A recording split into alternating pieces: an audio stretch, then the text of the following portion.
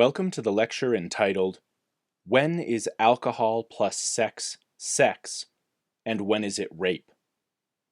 I'm Andrew Chapman.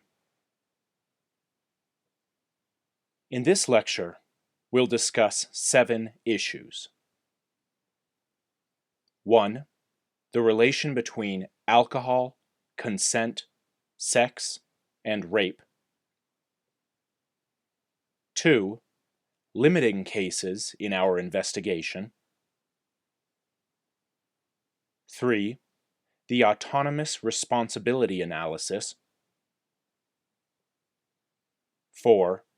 Problems for the autonomous responsibility analysis. 5. The communicative sexuality analysis. 6. Potential problems and proposed solutions for the communicative sexuality analysis. And 7. The issue of sexual freedom.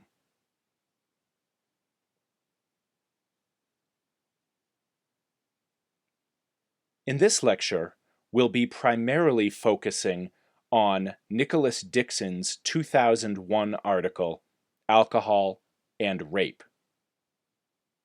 Dixon is the Dykstra Professor and Chair in the Department of Philosophy at Alma College. His research focuses on ethics and social and political philosophy, and specifically on issues in applied ethics, including gun control, healthcare, abortion, euthanasia, and the legal adversary system.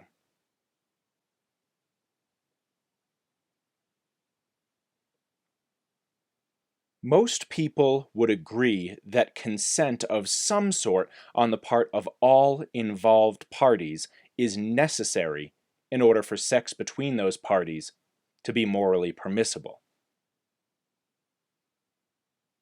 There are, however, factors that can make an apparent instance of consent, that is, one that might look from the outside like consent, not a legitimate instance of consent, that is, one that does not grant permission or otherwise alter the moral landscape. These sorts of factors include coercion, fraud, and incompetence. At least some level of inebriation, a person is no longer competent to give legitimate consent. That person might appear to be giving legitimate consent from the outside, but the level of inebriation reached might have made that person count as incompetent to give legitimate consent. What this means is that consumption of alcohol in certain circumstances and at certain levels can destroy a person's ability to consent to sex, and hence can turn an instance of sex into an instance of rape.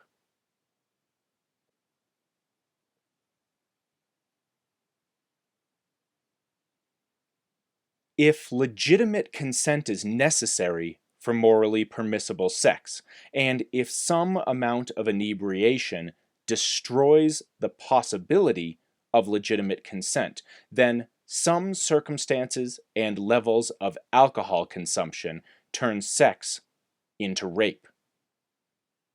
Our question is this: what circumstances and what levels of alcohol consumption are sufficient to destroy the possibility of legitimate consent and, hence, turn sex into rape? One thing we know is that sex after a person has said no or resisted is rape. Thus, one dimension of our philosophical methodology can be to see what levels of alcohol consumption and what circumstances surrounding that consumption are morally similar to sex after a person has said no or has resisted.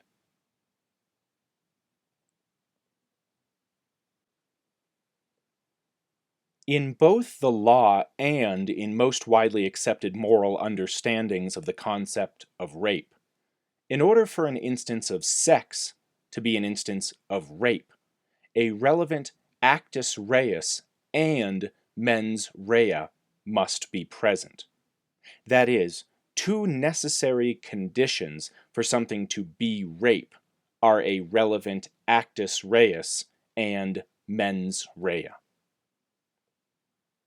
Actus reus means guilty action. There are some actions, for example, forced intercourse, that can count as rape, while there are others, for example, wishing a person a happy birthday, that can't. Mens rea means guilty mind and is usually cashed out in terms of intentions or what beliefs a person has during a particular act. Thus, someone cannot wholly accidentally rape somebody. In sum, then, in order for a rape to occur, certain actions coupled with certain intentions or other relevant mental states must occur.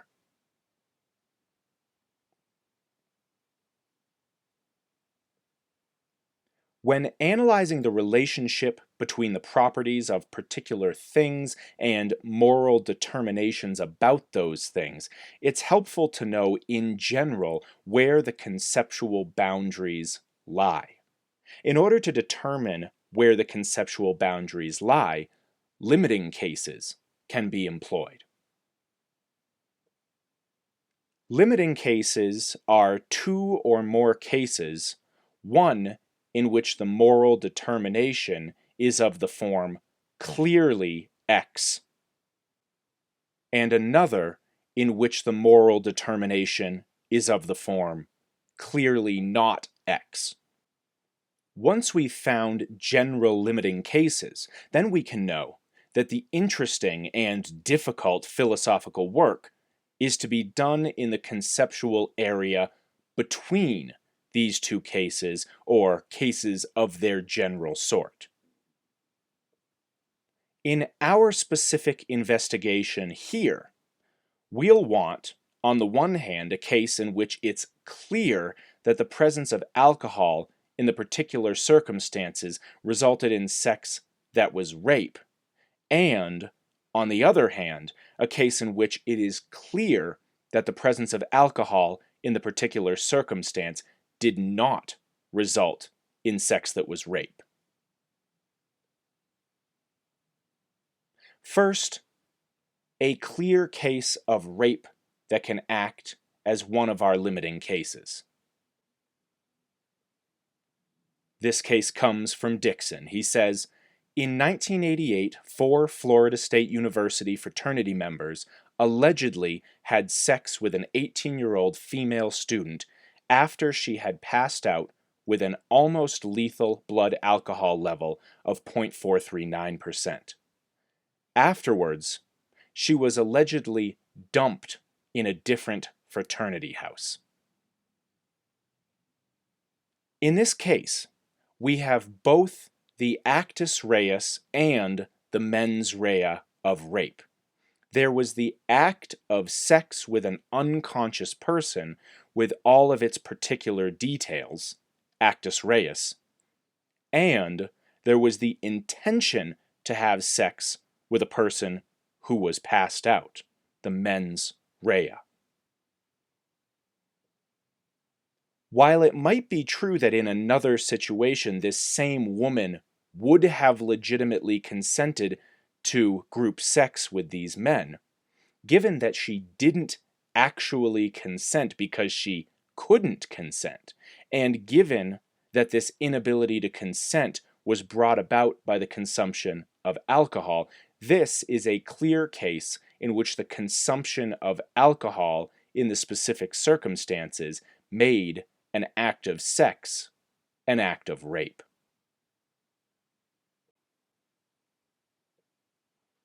For our other limiting case, a clear case of non-rape sex, From Dixon again. A male and female college student go on a dinner date and both drink a relatively small amount of alcohol, say a glass of wine or beer. The conversation flows freely, and she agrees to go back to his place to continue the evening. They have one more drink there, start kissing and making out, and he asks her to spend the night. She's not drunk, and, impressed by his gentle and communicative manner, accepts his offer. However, she's not used to drinking, and although she's not significantly cognitively impaired, her speech isn't slurred and her conversation is lucid. Her inhibitions have been markedly lowered by the alcohol. When she wakes up alongside him the following morning, she bitterly regrets their lovemaking. In this case, we seem to have neither the actus reus nor the mens rea of rape. There was no forced sex, no one was unconscious, etc., and the man had every reason to think that the woman both consented to sex and was competent to consent. Even if the particular act of sex might count as the actus reus of rape, perhaps inebriated sex at all is sufficient. We would still be missing the mens rea. There was no intention to have forced sex or to trick or otherwise befuddle the woman into sex. A reasonable person would think that this was sex where someone legitimately consented.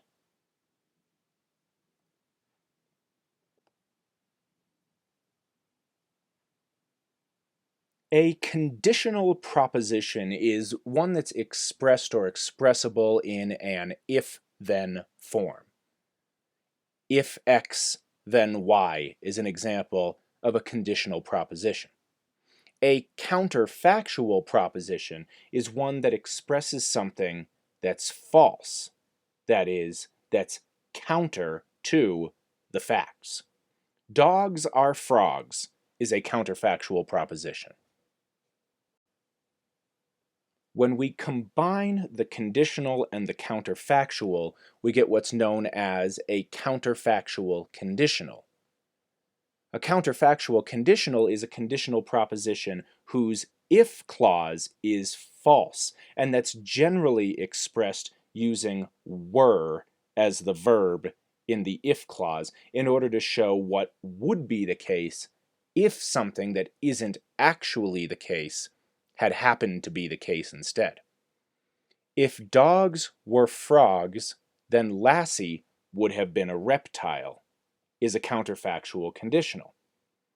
Counterfactual conditionals are often helpful in showing why certain things have the properties that they do.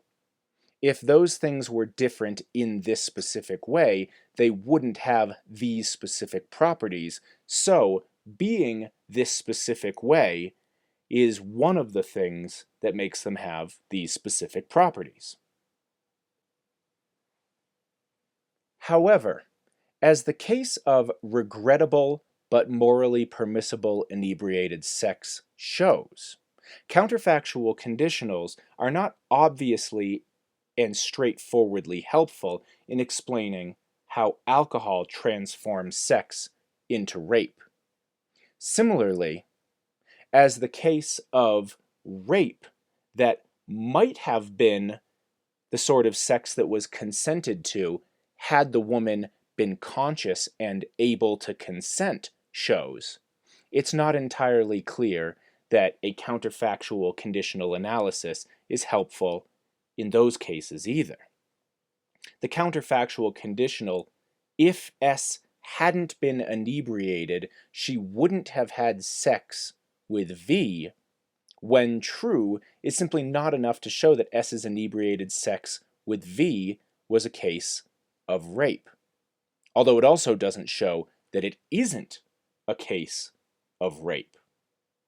It seems simply to not be relevant to moral analyses of the relationship between alcohol, consent, sex, and rape.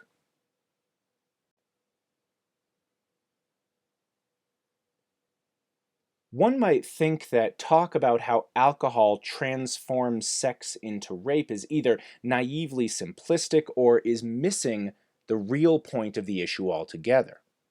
In many, or perhaps even most cases of what we might call date or acquaintance rape, the rapist has gotten the victim drunk in order to have sex with her. Isn't that of central moral importance here? Says Dixon, suppose that a man has deliberately gotten a woman drunk, cajoling her to down drink after drink with the intention of lowering her resistance to his planned sexual advances. The very fact that he uses such a strategy implies that he doubts that she would agree to have sex with him if she were sober. Should she bring rape charges on the ground that her acquiescence to sex when she was drunk was invalid, his claim that he believed she voluntarily consented would appear disingenuous. However, it doesn't seem as though it's the getting her drunk itself that's morally relevant to the fact that the resultant sex was rape, but that he thought that she wouldn't give sober consent that was relevant. Thus, it's his beliefs and intentions and not his actions in getting her drunk that matter morally.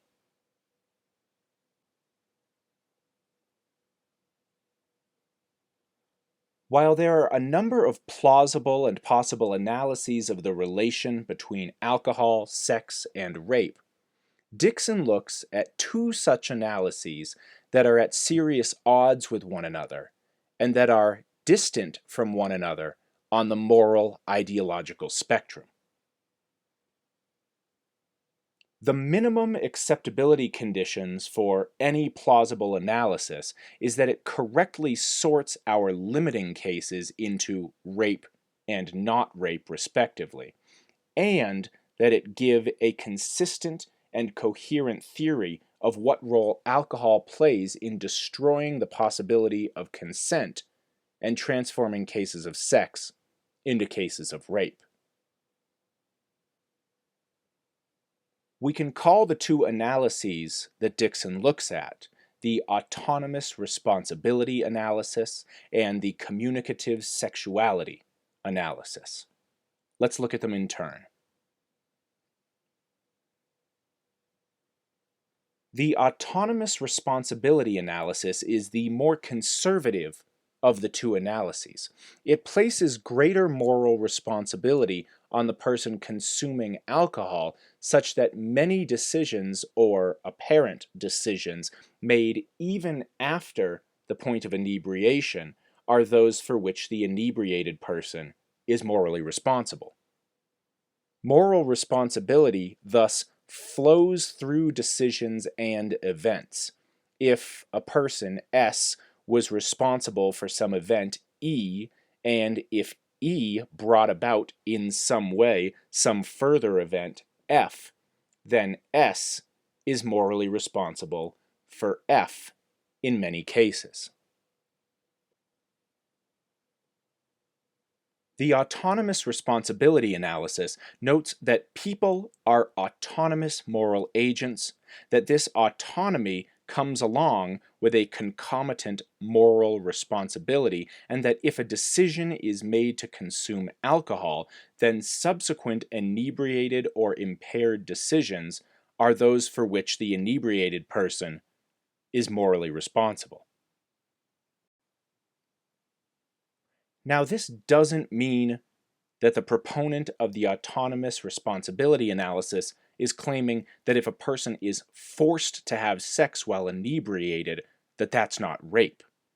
However, the consent of a person who might otherwise be judged so inebriated as to be incompetent to consent could be judged as legitimate consent, according to this analysis.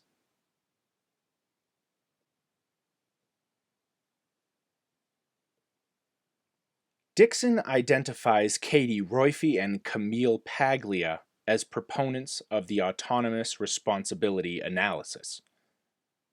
Says Dixon, Roiphe insists that women are autonomous adults who are responsible for the consequences of their use of alcohol and other drugs, and Paglia argues that sex is an inherently risky business in which rape is an ever-present danger. Rather than complain about sexual assault, women who desire to be sexually active should take steps to minimize its danger by being alert to warning signs, learning self-defense, and avoiding getting drunk when doing so would put them at risk for rape. Roiphe and Paglia would claim that to treat people who have freely chosen to consume alcohol, become inebriated, and then had inebriated but unforced sex as victims would be to treat them as not autonomous agents, as morally irresponsible as things to be looked after and coddled. That is, as not autonomous, responsible adult human people. Thus, far from protecting victims, treating inebriated sex as assault or rape would be to degrade and victimize people who freely got into regrettable situations. And again, it's important to note here that proponents of the autonomous responsibility analysis aren't saying that it's impossible to get raped after drinking.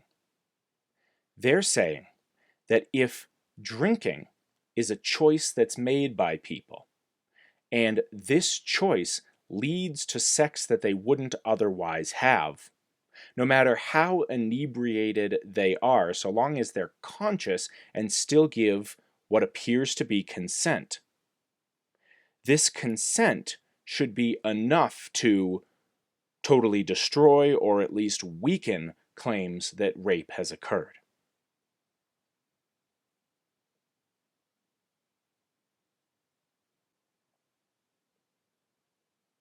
The most obvious initial problem with the autonomous responsibility analysis is that it seems to fall victim to the charge of victim blaming.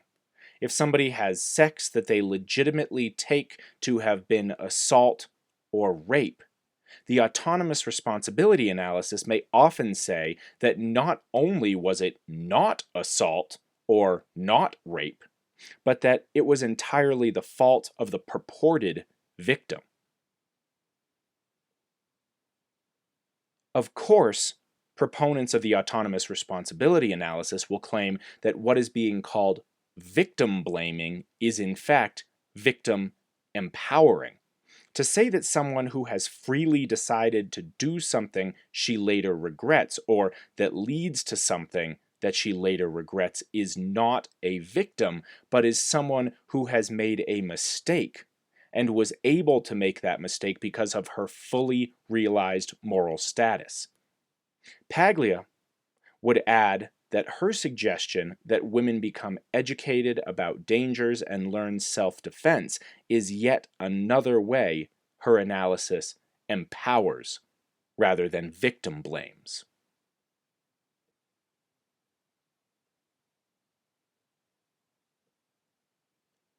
Says Dixon, both Roiphe and Paglia are vulnerable to powerful criticisms. For instance, Roiphe's blanket dismissal of the extensive date rape literature is based on her own flimsy anecdotal evidence and a superficial reading of the studies.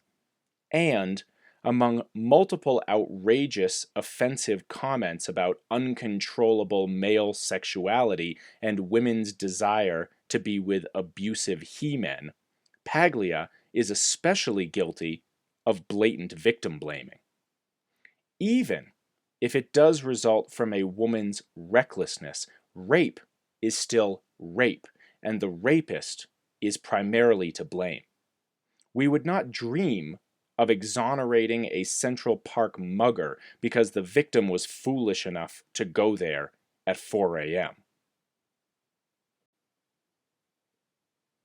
And, in some Proponents of this approach hesitate to regard impaired sex as rape because doing so suggests that women are unable to make autonomous decisions about alcohol and sexuality, and because it ignores women's positive duty to exercise their autonomy by clearly communicating their considered preferences and not just their momentary passion about sex.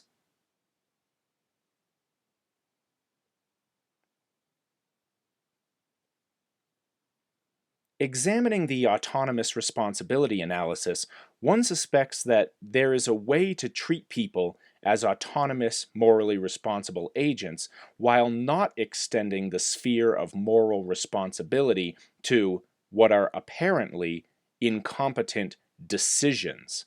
That is, the kernel of the autonomous responsibility analysis is plausible, but some subtlety and increased sensitivity to nuance is needed. For example, there's a clear moral difference between holding people morally responsible for having inebriated sex they regret after the fact and of holding people morally responsible for being raped after having had too much alcohol. But what generates this moral difference is unclear or absent on the autonomous responsibility analysis.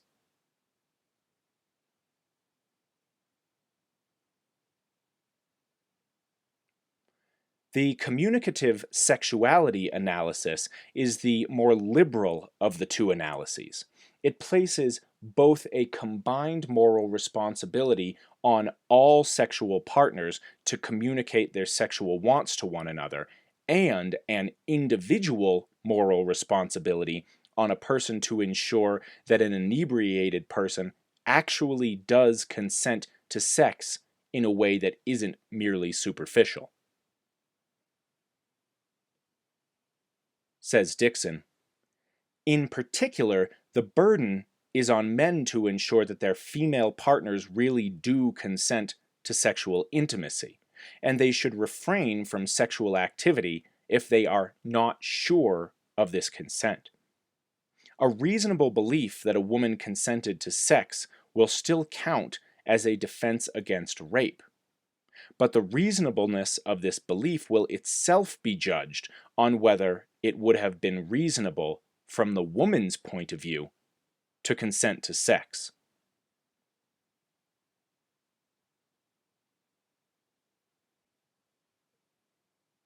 The communicative sexuality analysis is, or is relevantly similar to, models of affirmative consent in which the moral default is that an instance of sex is impermissible, and in which this default impermissibility can only be altered by both partners actually providing unambiguous consent.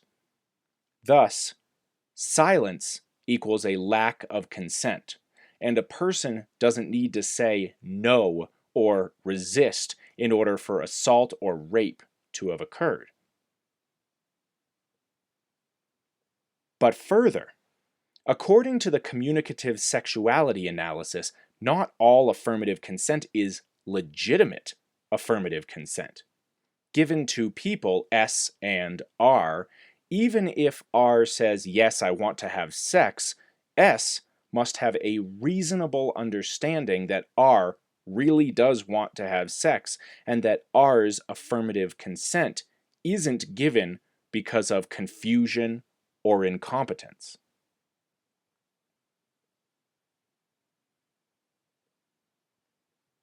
The most vocal proponent and defender of the communicative sexuality analysis is Lois Pinot.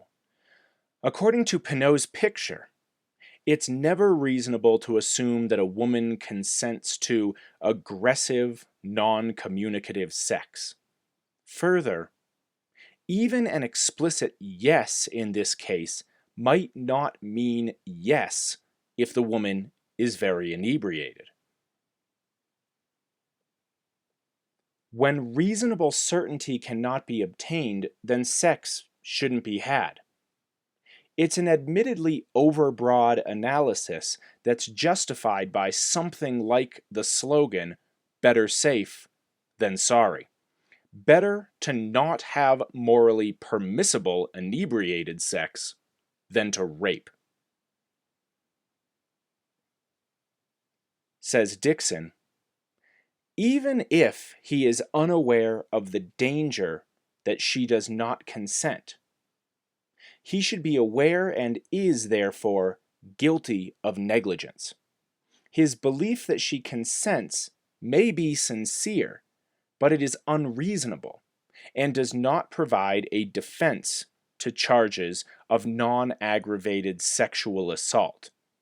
On Pinot's communicative sexuality model, then, the man who proceeds with impaired sex meets both the actus reus and mens rea requirements of non-aggravated sexual assault.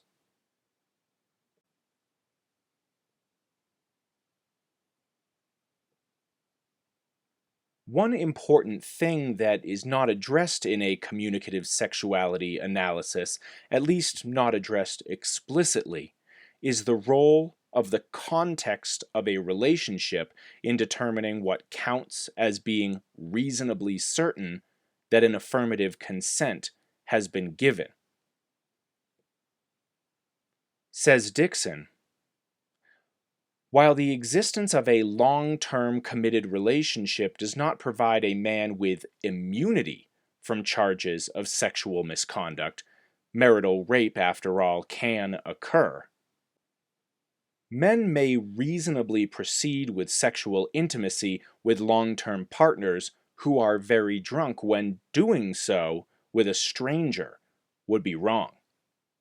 In the case of a stranger, the only clue to her wishes that he has is her current drunken acquiescence, whereas his history of consenting lovemaking with his partner, presumably often when both are sober, gives him every reason to believe that her current consent is fully voluntary and reflective of her ongoing desires.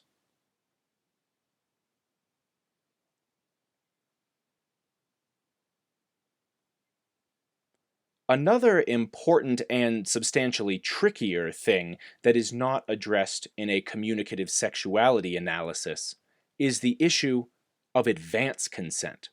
If two sober people tell one another that they wish to have sex later, and then one of them becomes very inebriated, what role does the advance consent play?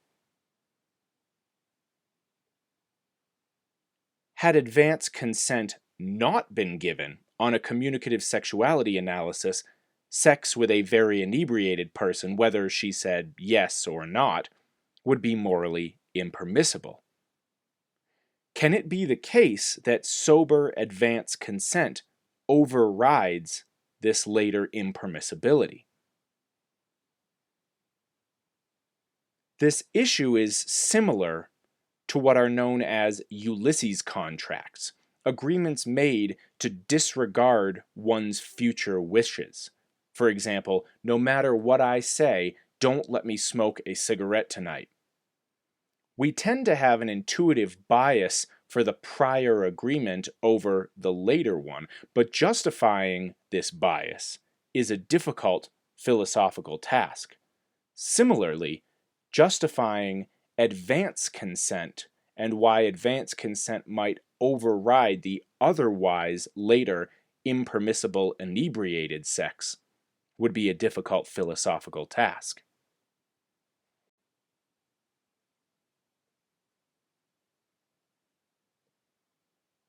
One charge that has been made, especially by men, when the issue of refraining from sex with an inebriated but willing partner is raised, is that of sexual freedom.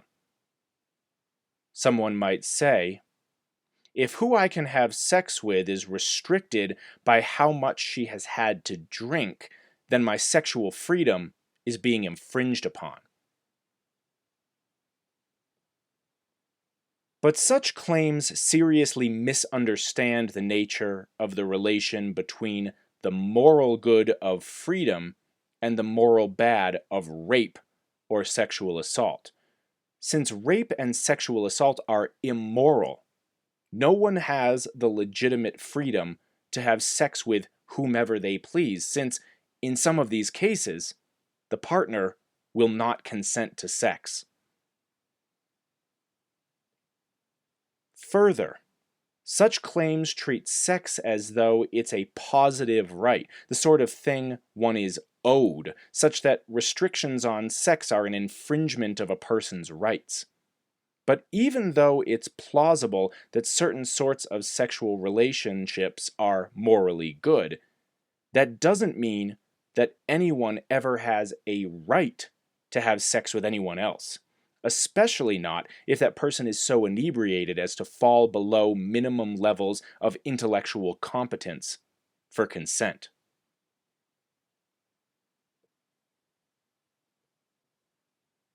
And now just a few questions for consideration.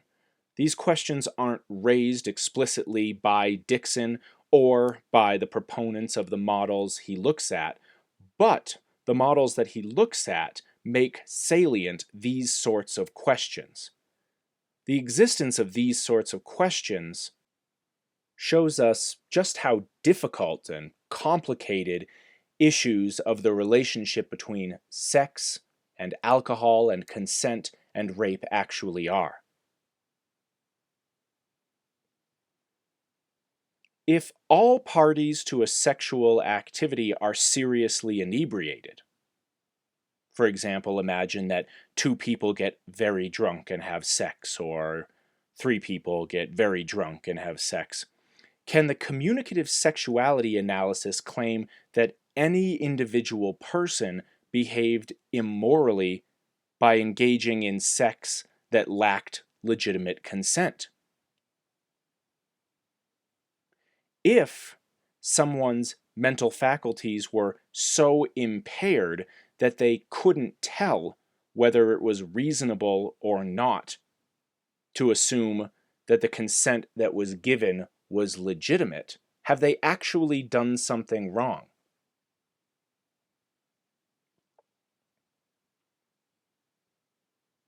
A second question is the sort of psychological change brought about by alcohol and other drugs morally distinct from the psychological change brought about by, for example, very successful seduction.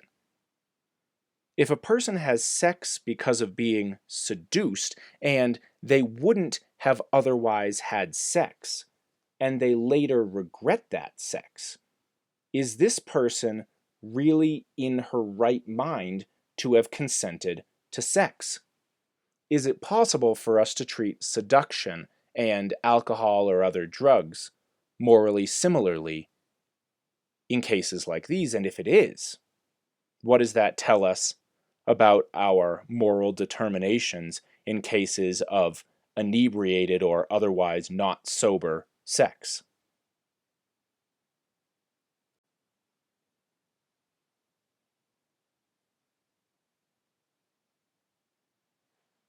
Is there any case to be made that the inebriated person who consents to sex is, in morally relevant ways, a different person from the sober person who would not have consented to sex? Now, clearly, this is a metaphysically and legally silly question.